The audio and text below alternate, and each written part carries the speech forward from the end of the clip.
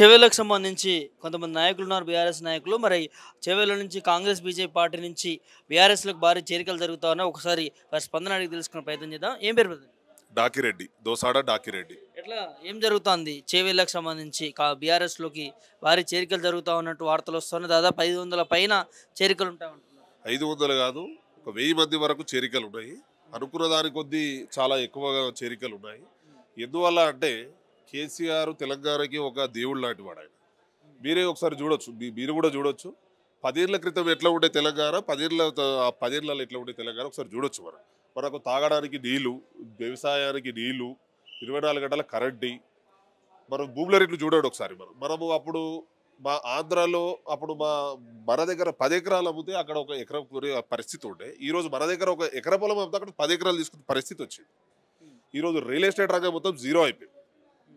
ఈరోజు నేను ఒక ఇల్లు కట్టుకోవాలనుకుంటున్నా, కొంచెం ల్యాండ్ అమ్మి ఇల్లు కట్టుకోవాలనుకుంటే కొనడానికి వచ్చే పరిస్థితి లేదు. ఈరోజు శంకర్పల్లి మండలం మాది. శంకర్పల్లి అంటే మీకు తెలుసు, ఆల్రెడీ హైదరాబాద్ దగ్గర ఉంది.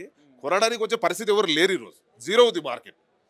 కేసీఆర్ బయటికి రావాలి, టైగర్ బయటికి రావాలి. టైగర్ బయటికి వస్తే వీళ్ళు ఇచ్చిన హామీలను నెరవేరుస్తారు. ఫస్ట్ తులం బంగారం లేదు, ఉచితంగా మహిళలకు 2500 ఇస్తున్నాడు, అది లేదు. 4000 పెన్షన్ ఇస్తున్నాడు, అది లేదు. వృద్ధులకు, వికలాంగులకు 6000 ఇస్తున్నాడు, అది లేదు. రైతు భరోసా 15,000 ఇస్తున్నాడు, 12,000 చేసాడు. ఆ 12,000 కూడా వచ్చే దాంట్లో కట్టింగ్ చేశాడు. అది కూడా రైతు బీమా లేదు. ఎవరైనా చనిపోతే వాళ్ళకి ఆదుకోవడానికి రైతు బీమా లేదు. రుణమాఫీ అన్నాడు, అది 40,000 కోట్ల రుణమాఫీ ఉంటుంది, 16,000 కోట్లు 17 కోట్లు అది చేసాడు, అది జీరోనే ఉంది. అన్ని విధాలుగా చూసుకుంటే వెనకటికి అంటూరి మా విలేజ్లలో కాంగ్రెస్ ప్రభుత్వం వస్తే కరువే ఉంటుండనే, అది ఇప్పుడు 100% రుజువు అవుతుంది. ఇప్పుడు అదే నడుస్తుంది ఆల్రెడీ. మళ్ళీ కేసీఆరే రావాలి. ఇక అది దేవుడు పుణ్య వాళ్ళకి మధ్యలో మళ్ళీ ఎన్నికలు వస్తే బాగుండేవి. ఉప ఎన్నికలు మాత్రం కంపల్సరీ వస్తాయి, అది రావాలి. కాలయాదయ్ని కంపల్సరీ ఓడిస్తాం ఈసారి చెవిల నియోజకవర్గంలో. కాలయాదయ్య అభివృద్ధి కోసమే కాంగ్రెస్ పార్టీలో అభివృద్ధి కోసం కాదు, రూలింగ్ పార్టీలు ఉన్నప్పుడు కూడా ఎన్నడూ ఒక రోజు కూడా మా సైడ్ వచ్చిన వాడు కాదు. మేము కేసీఆర్ చూసాడు ఓట్లు వేసినాం, కానీ ఆయన కోసం ఎంత పోరాడినామని తెలుసు. ఆయన స్వల్ప మెజార్టీతో గెలిచాడు. ఆయన 263 ఓట్ల స్వల్ప మెజార్టీతో గెలిచాడు. ఆయన పెద్ద 50,000 లక్ష మెజార్టీతో గెలవలేడు. ఆయన యాక్చువల్ అయినా జీరో మార్కెట్లో ఏదో కేసీఆర్ పేరు మీద ఓట్లు వేసుకుని తప్పిస్తే వేరే విధంగా ఏది లేదు. మళ్ళీ కేసీఆర్ రావాలని మా విలేజ్లో ఉన్న కాంగ్రెస్ కార్యకర్తలు కూడా ఎందుకన్నా ఓటేసిన వీరికన్నా ఆలోచన పరిస్థితి వచ్చింది. అలా ఎందుకు అంటే ఇప్పుడు తను ఉన్నది కాంగ్రెస్ పార్టీలోనే కొనసాగుతున్నారు, ఎమ్మెల్యేగా కొనసాగుతున్నారు. సో కాంగ్రెస్ వాళ్ళు ఎందుకు వ్యతిరేకత చెప్తారు? ఏది లేదు, మార్కెట్ ప్రతి ఒక్కటి జీరో, ప్రతిదీ జీరో మార్కెట్. మీరు ఏదో చెప్పండి, ఏది లేదు. ఒక రియల్ ఎస్టేట్ రంగం ఒకటి బాగుంటే ప్రతిదీ బాగుపడుతుంది. ఇప్పుడు ప్రతి ఒక్క బిజినెస్ ఏది కానీ, ఒక మ్యారేజ్ చేయాలంటే కూడా ఈరోజు చాలా ఇబ్బంది ఉన్నది. ఒక ఇల్లు కట్టుకోవాలంటే కూడా చాలా ఇబ్బంది ఉన్నది. ఈరోజు రియల్ ఎస్టేట్ రంగం జీరో అయిపోవడం వల్ల ప్రతి ఒక్క మార్కెట్ పడిపోయింది. ఈ హైడ్రావేట్ గరీబోల ఇల్లు గులగొట్టే పరిస్థితి వచ్చింది. ఉన్నోళ్ళ ఇళ్ళ దగ్గరికి ఎవరు వదలేరు. రేవంత్ రెడ్డి వాళ్ళ అన్న తిరుపతి రెడ్డి ఇల్లుకి ఏమో టైం ఇస్తున్నాడు, గరీబోల ఇంటికి టైం ఇవ్వట్లేదు. ఇది ఈరోజు పాలన ఇట్లా ఉంటుంది, కాంగ్రెస్ పాలన ఇట్లా ఉంటుంది ఈరోజు. సో ఎందుకు మొన్న గన్పూర్లో కూడా బీఆర్ఎస్లోకి చేరికలు జరిగినాయి, ఇవాళ చేవెళ్ళలో జరుగుతూ ఉన్నాయి. సో ఏంటి దీన్ని బట్టి ఏం అర్థం చేసుకోవచ్చు? వీళ్ళ వ్యతిరేకత అనేది స్టార్ట్ అయిపోయింది ఆల్రెడీ. ఈ ప్రభుత్వం ఎప్పుడు పడిపోయేది తెలియదు. 5-6 మంత్స్లో పడిపోతుందా, 1 ఇయర్లో పడిపోతుందా తెలియదు. ప్రభుత్వం అయితే పడిపోయే ఛాన్స్ ఉన్నది. టైగర్ కేసీఆర్ బయటికి రావాలి ఫస్ట్. ఆయన బయటికి వస్తే కంపల్సరీ అవుతుంది.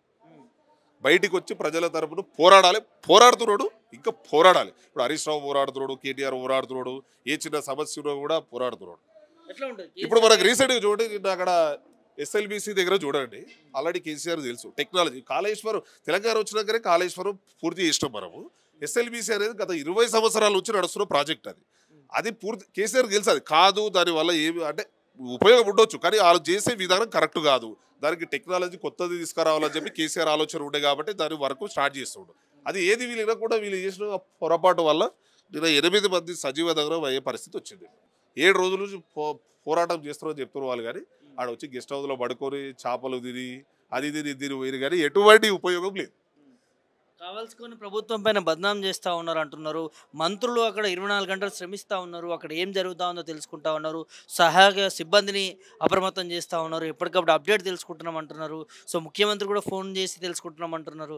సో ప్రభుత్వం నుంచి మేము 100% ఇస్తూ ఉన్నాము, సో కావాల్సుకొని కొంతమంది రాజకీయం చేస్తూ ఉన్నారని మాట్లాడుతున్నారు మంత్రులు. రాజకీయం చేస్తే టెక్నాలజీ వాడితే 8 మంది సజీవ దగ్నం ఎట్లయితారు మీరే చెప్పండి. ఎట్లయితారు సజీవధనం చెప్పండి. ఇప్పుడు కేసీఆర్ కాళేశ్వరం కట్టాడు. కాళేశ్వరంలో ఎవరికైనా ఏమైనా అయ్యిందా? కొన్ని లక్షల ఎకరాలకు వాటర్ ఇస్తున్నాడు మనకు. ఈరోజు తెలంగాణ అనేది భారతదేశంలో నెంబర్ 1 స్థానంలో ఉన్నది. వరి ధాన్యం పండించడంలో నెంబర్ 1 స్థానంలో ఉన్నది. బోరోస్ అన్నాడు, ఓట్లకు 500 బోరోస్ అన్నాడు. 5 రూపాయల బోరోస్ కూడా లేదు. సన్న ఓట్లకు కొంటారు, సన్న ఓట్లు వేసి కూడా అది కూడా పరిస్థితి లేదు, బోరోస్ ఇచ్చే పరిస్థితి లేదు, ఏది లేదు. రైతు బంధు కూడా కరెక్ట్ ఇవ్వలేడు. రైతు బీమా లేదు, రైతు బంధు లేదు, రైతు భరోసా లేదు, వృద్ధులు ఏది వాళ్ళు ఇచ్చిన 420 హామీలు ఏవైతున్నాయో, 6 గ్యారెంటీలు ఏవైతున్నాయో అది వాళ్ళు జీరో. ఇవన్నీ చూసుకొని ఈరోజు కాంగ్రెస్ వాళ్ళే మా దగ్గర బీఆర్ఎస్ జరగడానికి రెడీ అయిపోయారు. ప్రతి ఒక్కరు వచ్చిరు. ఈరోజు బీజేపీ నుంచి వచ్చిరు, కాంగ్రెస్ నుంచి వచ్చిరు, ప్రతి ఒక్కరు వచ్చారు. అంటే వాళ్ళ పాలన అట్లా ఉండదు. ఈ 14 నెలల పాలనలో ఇలాంటి పాలన ఉండదు. బై ఎలక్షన్ వస్తే 1,00,000 మెజార్టీతో గెలుస్తారు ఎవరైనా క్యాండిడేట్. ఎవరు నిలబడ్డా బీఆర్ఎస్ నుంచి ఏ అభ్యర్థి నిలబడ్డా 1,00,000 మెజార్టీతో గెలుస్తాడు. 100%, 200% ఇది 100%, 200% కంపల్సరీ 1,00,000 మెజార్టీతో గెలుస్తారు. అలాంటి పరిస్థితి వచ్చింది. మీరే చూస్తున్నారు. ఇప్పుడు శంకరపల్లి హైదరాబాద్కు 40 కిలోమీటర్ దూరంలో ఉన్నది. ఈరోజు రియల్ ఎస్టేట్ ఎట్లా అయిపోయింది మీరు చూడండి. రియల్ ఎస్టేట్ కానీ రైతులు ప్రతి ఒక్కరు ఇప్పుడు రియల్ ఎస్టేట్ మీద ఆధారపడి ఉంటారు. ఒక రైతు ఒక పెళ్లి చేయాలన్నా కూడా కొంచెం భూమి చేయాల్సిన పరిస్థితి ఉండే, ఓ ఇల్లు కట్టుకోవాలని భూమి పరిస్థితి అది ఏది లేదు. ప్రతి ఒక్కటి జీరో. వీళ్ళు ఇచ్చిన హామీలు వలన చేద్దామంటే అది కూడా కళ్యాణ లక్ష్మి కూడా లేదు. కళ్యాణ లక్ష్మి లేదు, తులం బంగారం లేదు, ఏది లేదు. ప్రతిదీ జీరో ఉన్నది. వీళ్ళ పాలన నచ్చకనే ఈరోజు పార్టీలో 500 కాదు 1000 మంది ఉంటారు చేరడానికి. మీరు చూడండి ఇప్పుడు లైవ్లో, ఇప్పుడు కేటీఆర్ సార్ వచ్చాక తెలుస్తుంది కదా, మీరు చూడండి ఒకసారి చేతి మొత్తం కౌంట్ చేసుకొని చూడండి. 1000 మంది ఉంటారు. మేము మా విలేజ్లోకి 20 మంది వస్తామన్నాడు, 60 మంది వచ్చి మా విలేజ్లోకి. శంకరపల్లి చేవెళ్ళ నుంచి భారీ చేరికలు జరుగుతూ ఉన్నట్టు బీఆర్ఎస్ పార్టీలో ఎట్లుంది అక్కడ కాంగ్రెస్ పార్టీ? చేరికలు జరుగుతున్నాయి అని విషయం నిజమే.